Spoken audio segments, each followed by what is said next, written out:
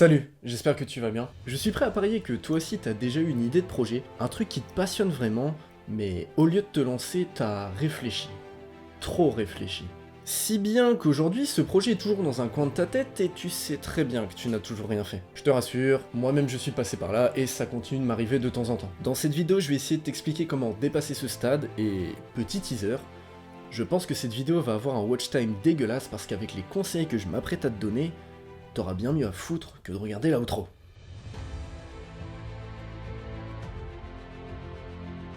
Bon, on va commencer par séparer les gens en deux catégories, je vais mettre des timecodes, comme ça tu pourras regarder la partie qui te concerne et qui t'intéresse. Ok, d'un côté, les gens qui n'ont aucune idée de ce qu'ils veulent faire, et de l'autre, ceux qui savent déjà, avec précision, ce qu'ils ont envie d'entreprendre. Bon, le truc pratique, c'est que j'ai successivement appartenu à ces deux catégories, ok? D'un côté, moi avant, et de l'autre côté, moi maintenant. Il n'y a aucune différence entre les deux, c'est juste que maintenant je suis beau. On va commencer par la deuxième catégorie, ça va aller plus vite et comme ça, on enchaîne. Si aujourd'hui, t'as un projet, que ce soit entrepreneurial, un side hustle ou même associatif, et que t'as déjà tout en tête, t'as tous les katas, t'as tout, bon, soit tu te lances, soit t'arrêtes de nous en parler quoi. Un moment, tes ancêtres, ils te regardent, ils sont fatigués frérot, tes enfants, ils sont pas encore nés, ils en peuvent déjà plus. Non vraiment, éteins YouTube et fais les trucs quoi, putain, va travailler, je te jure, on souffle tous. Bon, maintenant que ça c'est fait, bon d'ailleurs si t'es là, j'espère que t'es dans la première catégorie, hein, sinon t'as pas compris ce que j'essayais de te dire. Je te propose de procéder étape par étape. Étape 1, tu es cheaté sans le savoir. Déjà tu vas faire le bilan de tes compétences.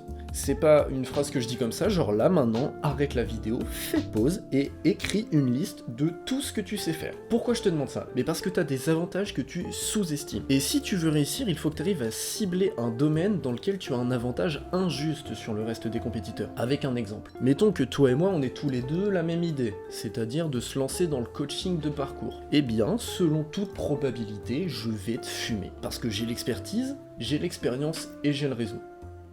Et en plus je l'ai déjà fait. Le but est simple, il faut que tu trouves un domaine avec le plus de barrières à l'entrée mais que toi tu es déjà capable de passer. Et là tu vas me dire, Pierre, si c'est aussi simple, pourquoi t'es pas coach de parcours? Mais parce que j'ai pas envie, mais merci, tu viens de me donner une transition parfaite pour la partie 2. Étape 2, trouve quelque chose que tu aimes un minimum. Au Japon, ils ont un concept assez puissant qui s'appelle l'ikigai. On pourrait le traduire par ça en vaut la peine ou la raison d'être. Imagine 4 cercles qui se croisent. Ce pourquoi tu es doué, ce que tu aimes faire, ce qui peut aider les autres et ce que tu peux monétiser. L'intersection de ces 4 cercles, c'est ton ikigai. C'est ce qui te permet de te lever le matin avec une vraie motivation. Pourquoi c'est si crucial? Parce que des manières de gagner de l'argent, il en existe des milliers. Mais si tu trouves pas quelque chose qui te plaît un minimum, si t'as pas la flamme, ça tiendra jamais. Je veux dire, c'est littéralement un des seuls avantages du salariat. Même si tu fais quelque chose que tu n'aimes pas, t'as au moins la garantie d'être payé à la fin du mois. Mais si ton implication dans le travail a une corrélation directe à tes revenus, tu vas pas réussir éternellement à te forcer à faire quelque chose qui ne t'anime pas. Et malheureusement, je le sais parce que j'ai testé énormément de business models, je suis sûr qu'ils marchent tous, mais juste c'était pas mon truc, et du coup j'ai échoué à chaque fois. Bon, moralité, si tu choisis un domaine juste pour l'argent qu'il y a à y gagner, tu risques très probablement de perdre ton temps. Étape 3, entoure-toi des bonnes personnes. Ces derniers temps, t'as sûrement dû entendu parler du Winter Arc, ou même pire encore, tu sais, le fameux délire du devient un fantôme, disparaît pendant X temps et revient pour tous les choquer. Bon, écoute, le fait de taper une déterre pour remettre de l'ordre dans sa vie, je serai le premier à valider. Je soutiens à 100%, let's go, tu vois.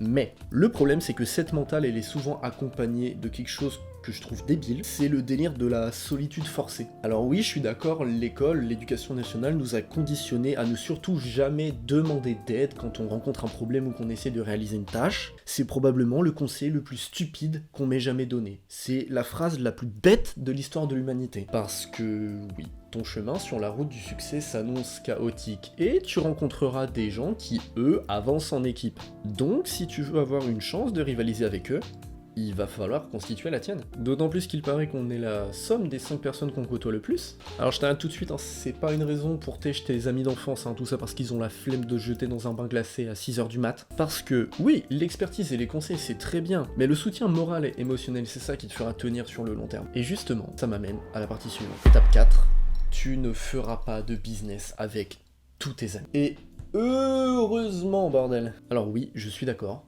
Ça peut sembler un peu en contradiction avec ce que j'ai dit dans la section précédente. Crois-moi, j'ai les meilleurs amis du monde. Genre là, si je sors 2 minutes de mon personnage un peu chiant de flexeur et que tu me demandes de donner une vraie qualité que j'ai, c'est ma capacité à extrêmement bien m'entourer. Et pourtant, je sais pertinemment que je ne ferai pas du business avec tous mes amis. Là, je te parle de business, mais ça peut être tout. Je sais très bien que j'ai des amis avec qui je ne monterai jamais le moindre projet. Tout simplement parce que le business et la réussite financière, ça ne suffit pas à être accompli en tant qu'homme. Et merci la vie, j'ai des amis pour qui l'argent n'est même pas un sujet.